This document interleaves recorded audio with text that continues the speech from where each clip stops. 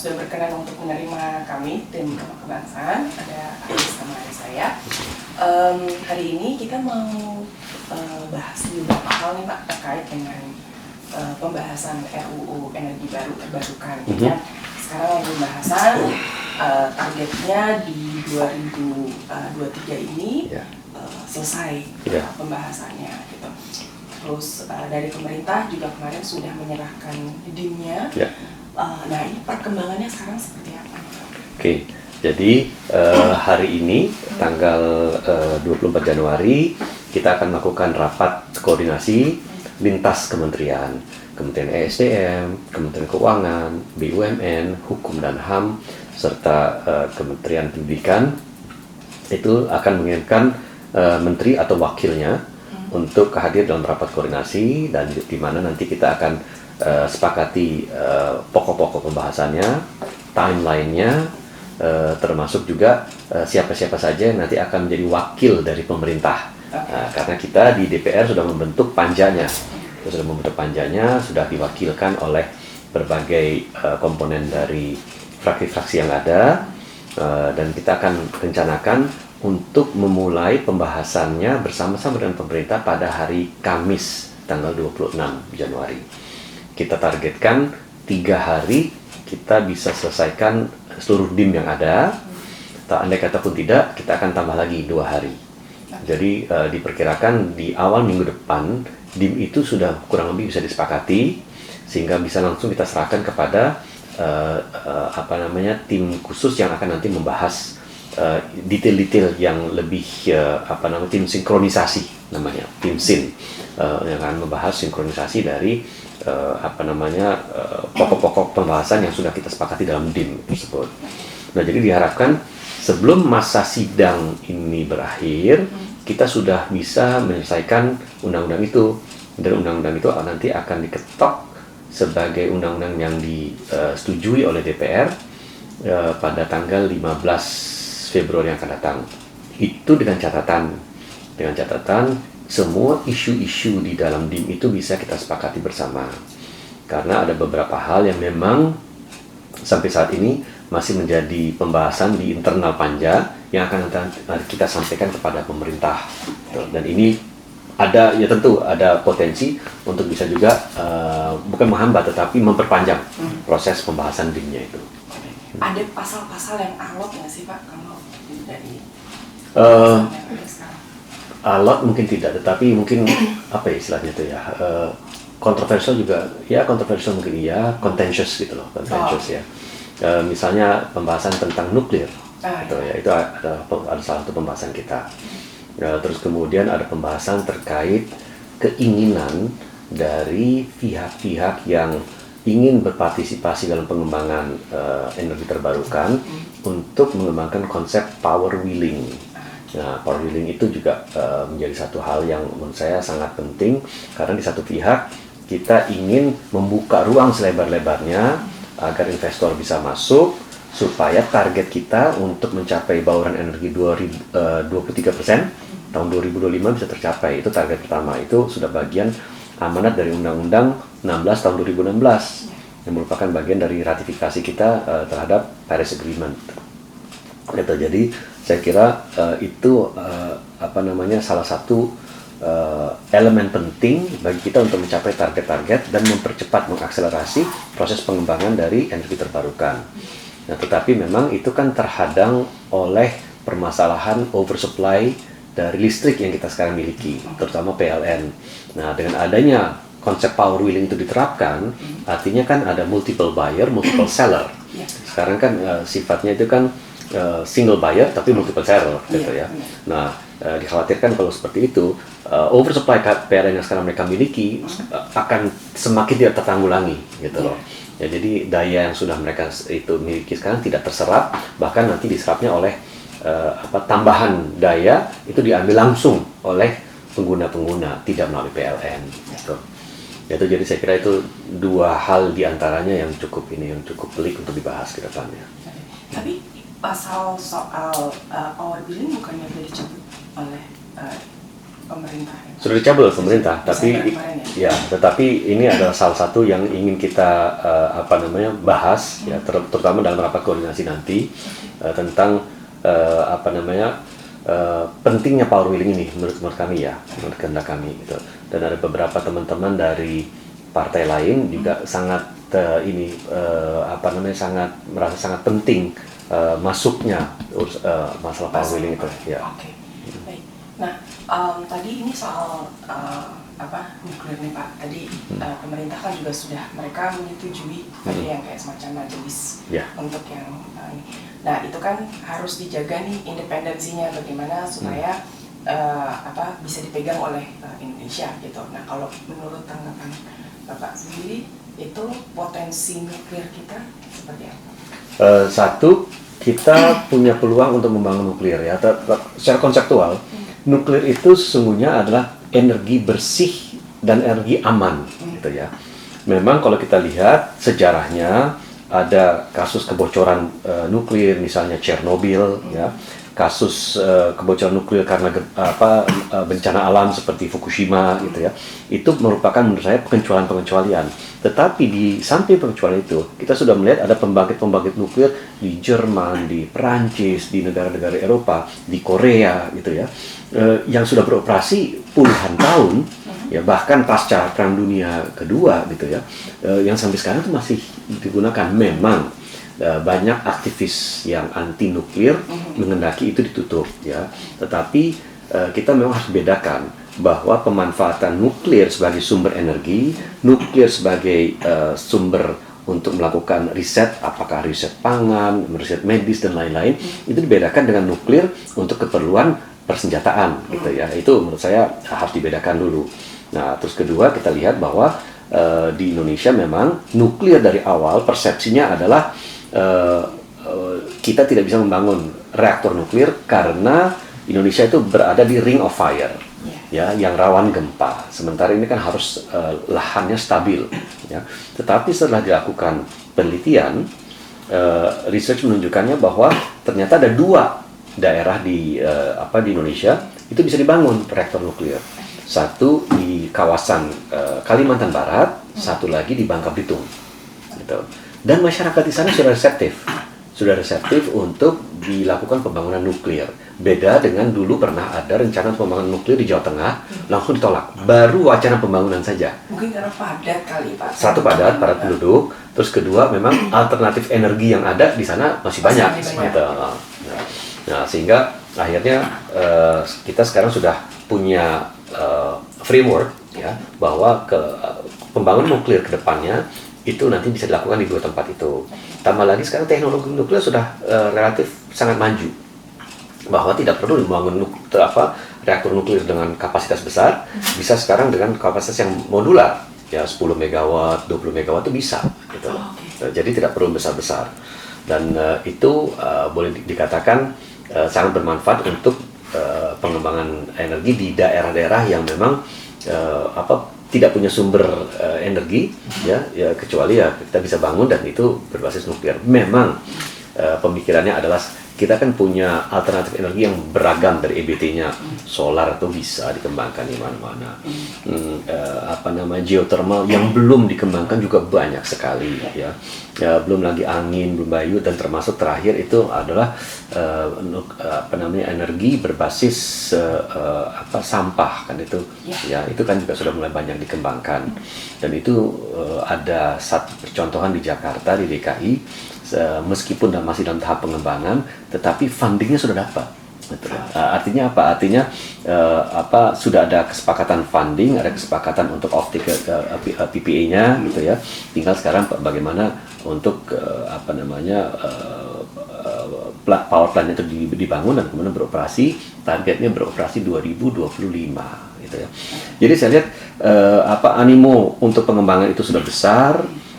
Kemudian fundingnya sudah tersedia, ya. Tetapi memang karena tadi saya sampaikan banyak alternatif energi terbarukan yang belum terekspor, nuklir memang dijadikan mungkin sebagai prioritas yang kesekian, gitu. Bahkan dalam rencana pengembangannya itu kita baru akan memikirkan untuk membangun reaktor nuklir atau energi berbasis nuklir itu di tahun 2040 ke atas. Oke. Gitu. Nah, jadi kurang lebih seperti itu mengenai nuklir ya. Tetapi menurut saya nuklir itu semakin semakin lanjut teknologinya, semakin memudahkan gitu ya, dan protokol keselamatannya juga menurut saya juga semakin ketat ya sekarang. Jadi nggak boleh sembarangan membangun nuklir, harus ada perizinan dan harus ada pelatihan yang sangat ketat untuk mengoperasikan lembaga nuklir itu. Dan termasuk juga mungkin sosialisasi ke masyarakatnya supaya Itu penting. ada jarak aman antara lokasi dengan pemukiman masyarakat. Termasuk itu saya kira banyak yang perlu dikomunikasikan kepada masyarakat, tetapi biasanya ada trade off-nya sehingga masyarakat mau menerima. Trade off-nya itu adalah adanya pertumbuhan ekonomi yang lebih cepat ya, sehingga masyarakat juga bisa merasakan dampaknya. Mungkin juga ada social impact yang dibawa oleh pengembang nuklir tersebut ya, dengan melakukan komitmen membangun fasos di daerahnya gitu ya. Saya kira hal-hal tersebut merupakan insentif bagi masyarakat untuk bisa menerima kehadiran nuklir di daerahnya. Pak, saya itu ingat waktu AP Dialog Bapak bilang Bapak sempat berbincang dengan salah satu tokoh, terus kemudian 23 tahun kemudian perkembangan kita untuk EBT ternyata Bapak bilang itu jalan di tempat. Apa sih kira-kiranya Pak kendala utamanya kita sampai kesulitan untuk mendevelop si EBT ini? Satu mungkin political will ya, political will, karena kita negara yang kaya dengan sumber daya alam fosil, banyak melimpah. Buat apa kita mengembangkan sesuatu hal yang membutuhkan investasi yang besar ya, kemudian juga outputnya juga menghasilkan energi dengan biaya yang tidak kecil ya, sementara kita batu baranya banyak, gasnya banyak ya, terus kemudian juga ya sampai sekarang minyak yang belum diekspor juga masih cukup besar gitu ya. Jadi itulah political will-nya itu tidak pernah jalan ya. Tetapi memang ketika Paris Agreement itu sudah ditandatangani, kita tidak punya pilihan lain kecuali memang masuk ke sana. Gitu. Yang menjadi problem kembali lagi saat ini adalah bagaimana kita bisa membangun infrastrukturnya untuk pengembangan energi terbarukan, karena banyak sumber-sumber energi terbarukan itu adanya di daerah-daerah yang remote, daerah sulit dijangkau, infrastrukturnya belum ada, gitu, belum nanti membangun jaringan untuk transmisi listriknya, ya. Jadi banyak permasalahan di situ. Ketiga permasalahannya adalah permasalahan di tarif, ya. Bagaimana mendapatkan tarif keekonomian tersebut, karena memang investasi awal di energi terbarukan itu typically kan besar ya. Nah, sehingga memang membutuhkan return yang, untuk mencapai returnnya itu harus membutuhkan tarif yang relatif lebih tinggi. Dari mana bisa melakukan itu? Ya mau tidak mau harus disubsidi oleh pemerintah supaya bisa terjangkau oleh masyarakat. Menurut hemat kami lebih baik subsidinya itu diberikan kepada energi terbarukan ketimbang sekarang pada fosil, kan banyak. Tetapi ini sudah kadung fosilnya sudah banyak yang akan beroperasi. Jadi memang harus ada kata stop ketika yang akan masuk nanti sudah beroperasi, stop, nggak boleh lagi dibangun yang fosil. Dan itu kan sudah menjadi komitmen pemerintah juga. Bayangkan aja, kita ada sekitar 7 gigawatt energi fosil yang akan kemudian masuk tahun ini sebagai tambahan suplai listrik baru. Sementara demand-nya hanya 0,8 gigawatt. Jadi ada surplus sekitar 6,2 gigawatt. Yang mana 6,2 gigawatt itu karena ini take or pay harus dibayar oleh pemerintah. Gitu. Per gigawatt itu 3 triliun. Jadi 18 triliun harus dibayar gitu setiap tahun untuk energi yang tidak terpakai, kalau dibilang. Ya. Jadi dan kita tahu juga kan bahwa listrik sekarang kan masih tetap disubsidi, sangat besar subsidinya. Jadi saya kira ya untuk sementara sebagian subsidi itu bisa dialokasikan ke energi terbarukan. Tetapi ya ini juga baru setelah yang sekarang ini surplus energi yang termanfaatkan, baru kita bisa alihkan subsidinya. Ya, jadi saya kira permasalahannya banyak, tetapi kalau kita bisa mulai dari konsep tarif, dan tarifnya kan sekarang sudah di-adjust ya. Tarifnya kan sudah ada penyesuaian terhadap tarif. Saya kira kita bisa kembangkan lebih cepat lagi, dan sekarang kita lihat juga pertumbuhannya mungkin dalam kurun waktu 5 tahun belakang ini juga ada pertumbuhan agak lebih cepat. 3 tahun ini saya lihat relatif cepat ya.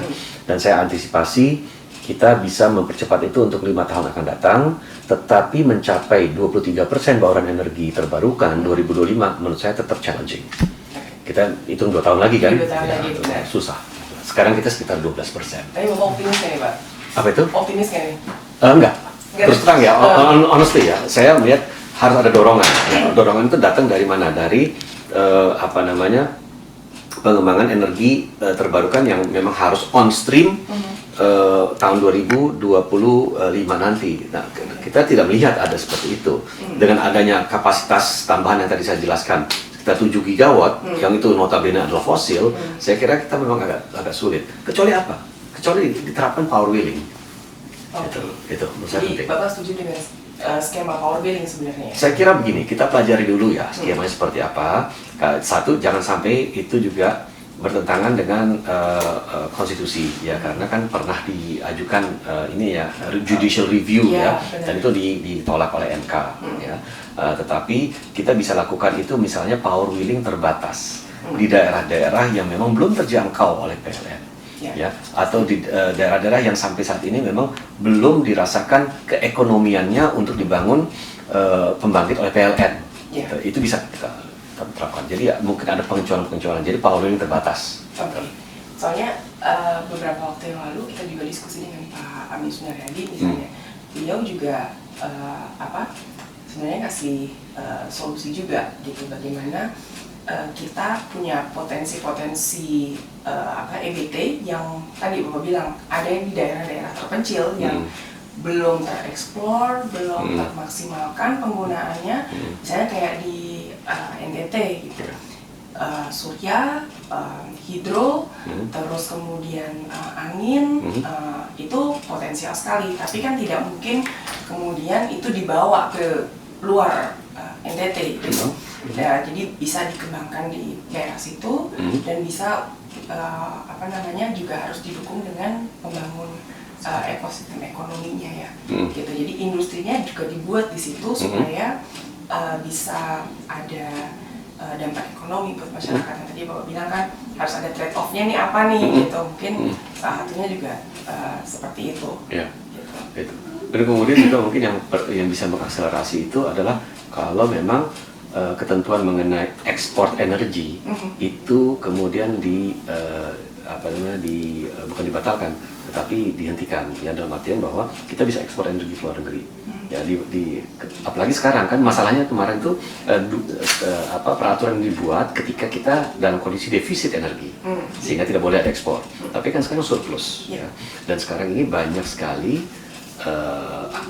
demand energi terbarukan dari negara-negara tetangga ya, yang menurut saya bisa disiapkan oleh Indonesia. Misalkan saja Singapura ya membutuhkan energi terbarukan, dan itu bisa disediakan oleh misalnya pembangkit surya yang bisa kita bangun misalkan di Batam atau di Kepulauan Riau, itu bisa ya, itu ya. Dan sekarang ini kita lihat itu potensi listrik yang dibutuhkan oleh Singapura itu disuplai dari Australia gitu loh. Jadi Australia dengan underwater cable itu bisa mensuplai itu, dan keekonomiannya masih tercapai. Apalagi kalau dari Kepri gitu loh. Ya, lebih dekat lagi. Jauh lebih dekat. Ya, jadi kebutuhan untuk membangun infrastrukturnya kan pasti jauh lebih kecil kan itu. Jadi saya kira itu juga menjadi salah satu pertimbangan ya. Kita lagi-lagi ekspor komoditi, lebih baik kita nambah nilai lagi dengan menyokong untuk industri manufaktur dalam negeri. Kalau demand-nya ada. The problem is sekarang kita melihat 10 tahun belakangan ini, kebetulan Kementerian Perindustrian juga di bawah komisi saya. Ya, 10 tahun belakangan ini justru kita melihat adanya tren penurunan pertumbuhan industri ketimbang kenaikan. Gitu. Ya. Nah, jadi ini yang kemudian juga berakibat bahwa kita itu hanya bisa melakukan proses smelting dari sumber daya alam dan mineral kita ketimbang kemudian di smelting dan diproses lebih lanjut di dalam negeri. Jadi midstream industrinya belum ada, nah, gitu. Apalagi downstreamnya belum ada, gitu. Nah jadi midstream industrinya belum ada. Nah ini perlu ada pengembangan di sektor industri manufacturing, ya, terutama untuk mampu memproses seluruh kegiatan atau output yang dihasilkan oleh smelter-smelter yang ada, gitu ya, untuk aluminium, terus kemudian untuk pembuatan baterai atau untuk pembuatan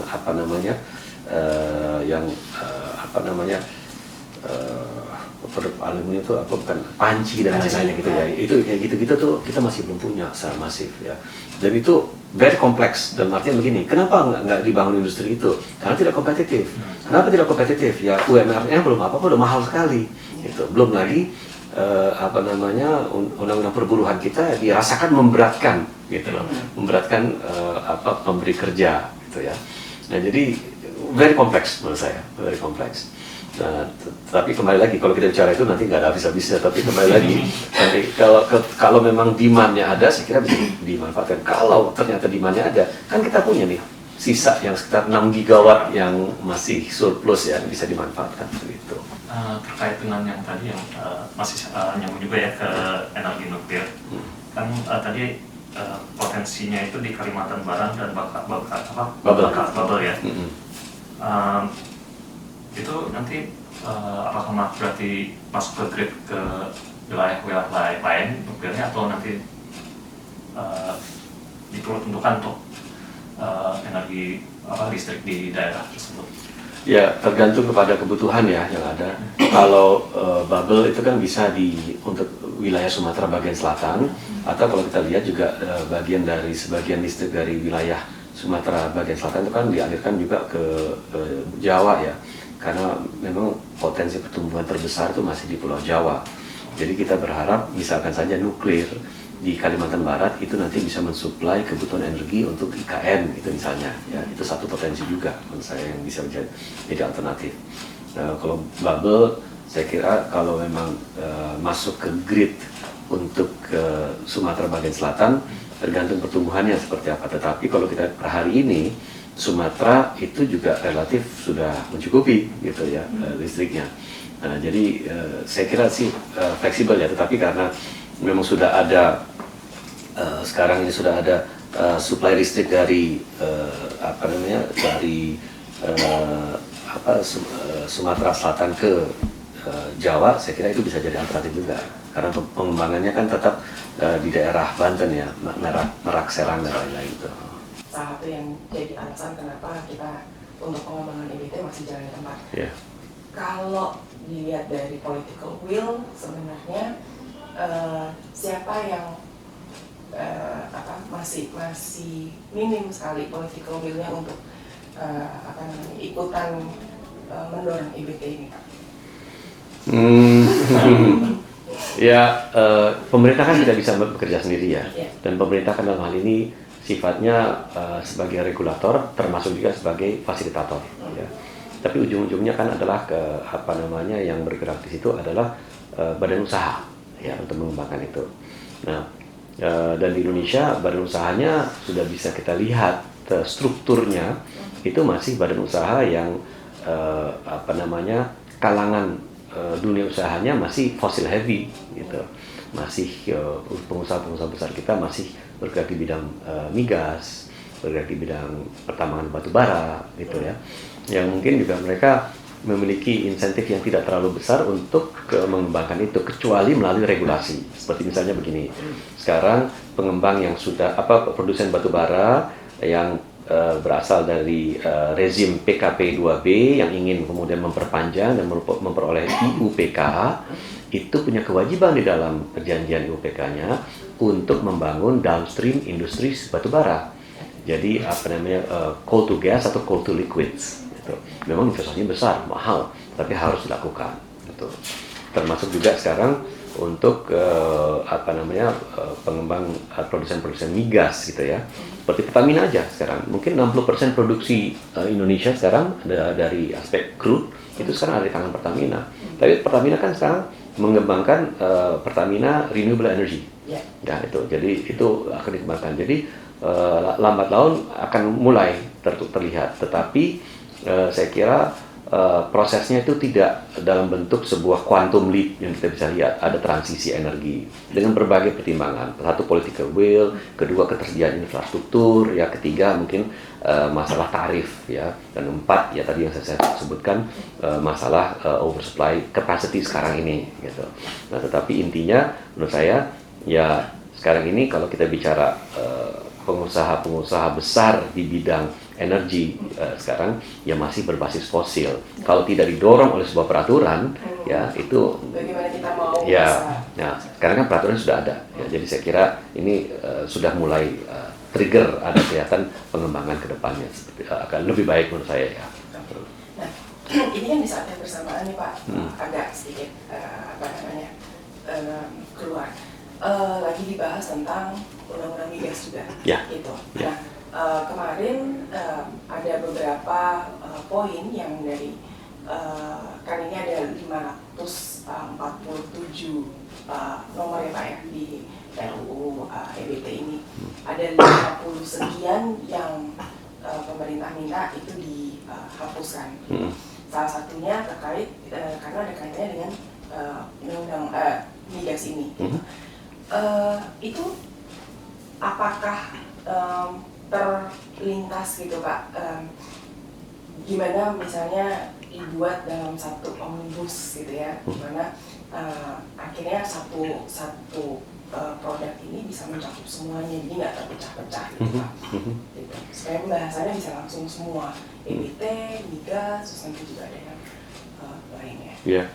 Memang kita lihat memang banyak irisan ya terkait pembahasan isu-isu tertentu ya, termasuk juga sesungguhnya kalau memang kita mau bicara, dan itu sudah pernah kita bahas di internal karena kita bicara satu itu masalah masalah Minerba, bagaimana kita kemudian juga memastikan bahwa proses hilirisasi itu berjalan ya. Dan itu harus dikembangkan, harus diatur melalui sebuah undang-undang. Dan itu di dalamnya itu juga termasuk aspek perindustriannya, manufacturingnya, gitu. Itu masuk satu. Tetapi bagaimana kemudian pengembangan industri kita ke depannya itu berbasis EBT, ya. Jadi itu juga beririsan, ya. Terus kemudian juga bagaimana memanfaatkan teknologi, terus kemudian kandungan dalam negeri itu juga satu hal, gitu loh.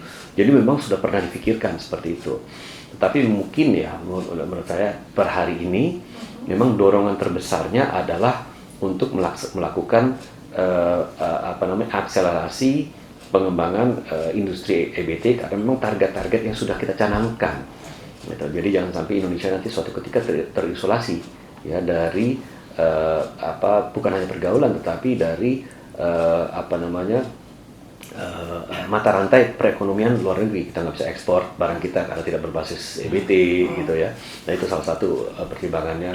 Nah jadi ini mungkin menjadi satu pemicu kenapa kita harus membahas itu segera sekarang. Memang besok segera setelah ini selesai pembahasannya kita akan melangkah kepada revisi undang-undang migas. Ya.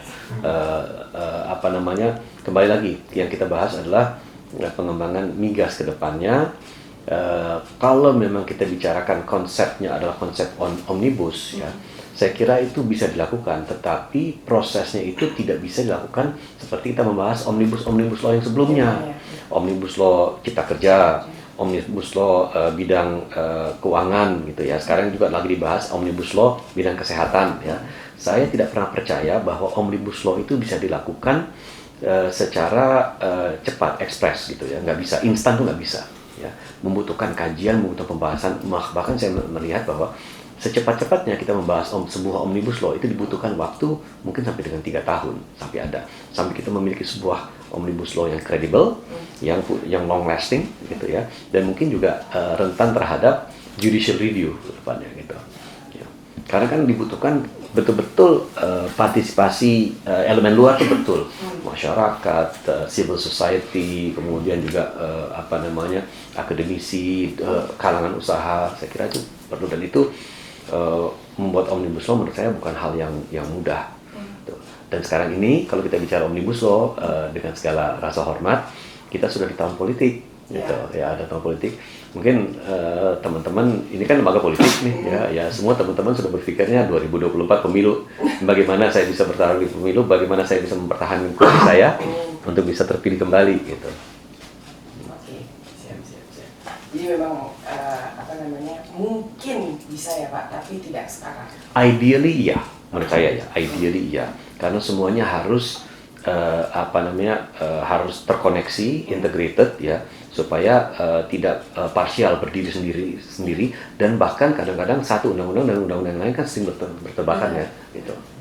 Kembali lagi, kalau kita membuat sebuah omnibus law itu akan masuk gitu ya, secara lebih rinci ya. Karena satu, kita bicara teknologi yang harus berbasis teknologi yang sumbernya berasal dari dalam negeri ya. Sekarang ini harapan saya sangat minim terkait hal itu ya. Karena kalau kita lihat sekarang ini masalah research and teknologi kita itu boleh dibilang satu, tidak integrated karena sekarang ini ada lembaga namanya BRIN, tapi juga ada Direktorat Jenderal riset dan teknologi ya di bawah Kementerian Pendidikan. Menurut saya di era pemerintahan Jokowi yang pertama, ketika itu masih namanya ada Kementerian Ristek dan Teknologi dan kemudian ada lembaga-lembaga penelitian di bawahnya mulai dari LIPI, Batan, Lapan dan lain-lain, itu masih konsep baik ya. Karena masing-masing bisa menjalankan fungsi dan ada kejelasan apa yang menjadi tupoksi. Sekarang ini tidak ada. BRIN itu menjadi dari lembaga riset, menurut saya menjadi lembaga birokrasi yang begitu besar sekarang gitu. Dan banyak riset-riset yang unggulan yang sudah dikembangkan sebelumnya sekarang mendadak sudah menjadi tidak dilanjutkan lagi gitu. Dulu kita punya pesawat nirAwak gitu ya, itu terus kemudian kita ada bahkan yang paling gampang aja, lembaga Eijkman mengembangkan vaksin dalam negeri. Sekarang ini kemana, nggak dicitanya lagi gitu. Nah, termasuk juga untuk teknologi IBT, misalkan saja ya solar cell, pembuatan solar cell di dalam negeri gitu misalnya ya, atau misalkan saja bagaimana kita bisa memanfaatkan carbon capture storage berbasis itu teknologi dalam negeri ya. Menurut saya itu penting sekali. Nah, saya kira kita kalau mau mengarah ke sana ya, jangan sampai kita menciptakan sebuah peraturan tetapi implementasi nanti akan sulit gitu loh. Karena sekarang menurut saya implementasinya itu tidak akan berjalan kalau kondisi riset kita saat ini sekarang masih tercerai-berai seperti yang kita lakukan sekarang. Jadi saya lihat mohon maaf ya dengan segala rasa hormat, mungkin itu merupakan prioritas yang agak sedikit terbelakang gitu loh. Padahal yang tadi saya sampaikan itu merupakan salah satu hal yang penting kita lakukan karena pengembangan EBT ke depannya jangan sampai dikit-dikit nanti kita impor teknologi, impor peralatan, impor ahli gitu. Sayang. Yang sudah terlewatkan di fosil. Ya, betul. Nah Pak, ini tadi kita bahas soal pengembangan ekonomi hijau, transisi energi, terus kemudian bagaimana kita meningkatkan potensi-potensi yang ada di daerah-daerah. Kalau untuk peran dari pemerintah daerah dalam mempercepat transisi energi ini, itu masuk nggak Pak di dalam RUU ini? Mestinya ada ya, tetapi kembali lagi RUU ini juga nanti harus merujuk kepada Undang-Undang Cipta Kerja ya, karena aspek perizinan itu kan sekarang sudah diambil alih oleh pemerintah pusat ya berdasarkan Undang-Undang Cipta Kerja ya. Jadi kita memang harus merujuk ke hal sana kalau itu menyangkut masalah perizinan. Tetapi masalah perizinan ini juga tidak bisa selesai di situ saja karena pemerintah daerah berdasarkan Undang-Undang Cipta Kerja sekarang banyak yang mengeluh perizinan dari kita, dari pusat ya, tetapi pusat tidak mengawasi pelaksanaan di bawah.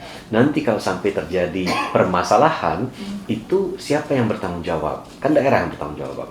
Tapi daerah kan tidak pernah mengeluarkan perizinan, tidak pernah punya sumber daya untuk melakukan pengawasan, tapi ujung-ujungnya kita disuruh membereskan. Jadi ini satu masalah yang harus diselesaikan. Sekarang sudah ada konsep pendelegasian, ya, pendelegasian dari pusat kepada pemerintah daerah. Tetapi kalau itu menyangkut sekarang masalah pengembangan energi terbarukan, kan kita ada RUEN, ada RUET kan, gitu kan, rencana umum energi daerah gitu ya. Nah, yang mana RUET itu juga tidak boleh bertentangan dengan RUEN yang ada. Jadi semuanya komitmen daerah itu sudah tertuang di dalam framework dan roadmap pengembangan energi ke depannya. Tinggal bagaimana itu ditegaskan dalam bentuk peraturan pelaksanaan, kan ada PP gitu ya, ada peraturan menteri dan lain-lain gitu. Nah, jadi ini harus dilaksanakan, tetapi tanpa melihat bahwa daerah itu kita perlu tuntut untuk mengembangkan energi terbarukan, justru banyak permintaan dari daerah untuk memanfaatkan energi terbarukan yang ada di daerah-daerah mereka masing-masing. Kalau mereka kan juga melihat ini kan peluang investasi, peluang potensi pengembangan ekonomi dan lain-lain gitu ya. Jadi justru kita lihat sekarang ini ya mungkin this is a good problem to have, dalam artian apa? Ya, mereka banyak mengajukan tapi kita tidak bisa memenuhi gitu ya. Tidak bisa memenuhi animo yang ada di daerah, mencari investornya, kemudian memenuhi kebutuhan listriknya karena sekarang sedang oversupply gitu ya. Tapi saya lihat justru sekarang tanpa memberlakukan sebuah aturan yang ketat terhadap daerah-daerah, justru sekarang memiliki animo besar dalam pengembangan energi terbarukan. Siap. Wah, ini banyak sekali. Nah, ini terakhir nih Pak. Ya. Kalau dari Pak Edi sendiri gitu ya, dan teman-teman PAN, pasal mana yang urgen untuk dibahas? Saya tahu pasti semua pasal ini penting, tapi ada tidak Pak pasal yang memang itu urgent dan karena punya nilai-nilai kritis tersendiri, terus punya nilai-nilai kebutuhan yang mendesak gitu. Kembali lagi, mungkin konsepnya adalah bahwa kita ini tidak bisa meloncat dari energi yang fossil heavy kepada energi terbarukan, gitu ya. Karena ada proses transisinya. Nah, di sini kan ada aturan-aturan yang mengatur masalah transisi energi ini. Jadi saya kira masalah transisi energi ini menjadi jembatan agar kita bisa mempercepat proses pengembangan energi terbarukan, ya. Dan salah satu jembatan itu adalah pengembangan energi gas, ya. Jadi itu harus jadi aturan turunan itu harus bagaimana mempercepat eksplorasi gas, termasuk juga pembangunan infrastrukturnya, gitu. Kedua, saya kira ya, tapi itu masuk dalam aturan turunan ya, tapi konsepnya begini, jangan sampai pembangunan dan pengembangan energi terbarukan itu tersendat-sendat, terhalang oleh kondisi PLN yang sekarang ini oversupply, gitu loh. Itu nggak boleh menurut saya. Ya, PLN is one problem, tapi jangan sampai PLN itu menjadi problem untuk semua, gitu loh. Terutama untuk pengembangan sektor ini. Ya, saya kadang-kadang juga ya merasa bahwa tidak bisa sedikit-sedikit kemudian PLN mengatakan bahwa ya ini kita kan masih oversupply, jadi jangan dibangun dulu. Ya nggak bisa, gitu. Ya, jadi saya kira perlu ada solusi untuk masalah ini. Ya. Dan solusinya tuh adalah solusi yang win-win untuk semua, jangan saling ini. Sekarang saya melihat bahwa justru satu sektor energi ingin dikembangkan cepat, tetapi dan membunuh sektor energi yang lain. Nah, itu yang nggak boleh, gitu ya. Itu yang menurut saya nggak boleh. Nah, jadi saya akan sangat fokus terhadap masalah transisi energi ini supaya bisa cepat dan terakselerasi dikembangkan, termasuk juga mungkin nuklir juga menjadi sesuatu hal yang perlu kita kembangkan, karena kita sudah mengatur masalah nuklir di sini, yang undang-undang nuklir yang kita miliki itu boleh dinyatakan tidak berlaku nanti, ya. Jadi biar sudah ada tinggal satu produk hukum terkait nuklir, jadi rujukannya hanya satu itu aja. Oke. Saya nggak tahu nih Pak, kalau di circle teman-teman di NGO atau teman-teman di luar, pembahasan soal nuklir sedalam apa ya? Kalau pembahasan nuklir menurut saya selama ini ya, selama kita membahas masalah undang-undang ini, itu lebih hitam putih. Jadi dalam artian bahwa yang mendukung terlihat siapa saja yang mendukung, dan mereka sangat getol untuk mendukung pengembangan nuklir, atau sama sekali menolak, gitu. Dan dengan masing-masing memiliki pertimbangan tertentu, gitu ya. Jadi saya kira sudah jelas kira-kira pertimbangan penolakannya apa, terus kemudian ya ada yang mendukung, itu kira-kira dasar pertimbangannya apa gitu ya. Tapi saya juga melihat bahwa sekarang ini banyak sekali tawaran untuk membangun pembangkit nuklir dari negara-negara Eropa Timur gitu, misalnya Rusia, terutama Rusia, terus kemudian Polandia. Tapi di Asia juga, Korea juga bisa. Jadi Samsung bisa mengembangkan nuklir. Tuh. Jadi saya kira teknologi itu kalau ingin kita kembangkan, saya rasa mungkin dari aspek sosialisasi, dari aspek rujukan terhadap pengembangan nuklir di mana pengalaman negara-negaranya itu bisa kita lihat ya, dan itu tidak sulit. Prancis juga masih menggunakan nuklir sampai sekarang. Jadi saya rasa itu bisa juga dipergunakan untuk paling tidak memberikan penjelasan tambahan kepada teman-teman dari kalangan akademisi, NGO atau dari civil society lainnya, untuk menjelaskan ya manfaat nuklir. Tidak hanya selama ini kita dilihat adalah ya kira-kira kesulitan-kesulitan atau kendala-kendala yang dimiliki. Memang ada beberapa isu-isu yang membuat kita berpikir ulang, apakah nuklir sudah tepat dikembangkan di Indonesia. Dalam artian begini, kan saya kira setahun atau 2 tahun yang lalu itu ada kasus di mana ada nuclear waste ya, ada barang radiasi yang dikubur di tanah itu. Nah, itu kan bagian dari tindak apakah itu pidana atau kelalaian gitu ya. Nah, dan ini menurut saya salah satu pelajaran bagi kita, kalau kita ingin mengembangkan nuklir, protokolnya sangat ketat loh, gitu, sangat ketat, luar biasa ketatnya. Jadi hal seperti itu tidak bisa terjadi lagi. Nah, jadi saya kira memang dibutuhkan sosialisasi, tetapi juga dibutuhkan edukasi serta pelatihan untuk mereka-mereka yang nanti akan terlibat di dalam pengembangan dan pengoperasian power plant berbasis nuklir itu. Jadi saya kira itu tahapan yang ya ada learning itulah curve yang harus dilalui gitu. Siap. Baik Bapak, terima kasih sekali Bapak buat Sama-sama. insightful sekali Bapak. Ya, mudah-mudahan ini bermanfaat. Amin.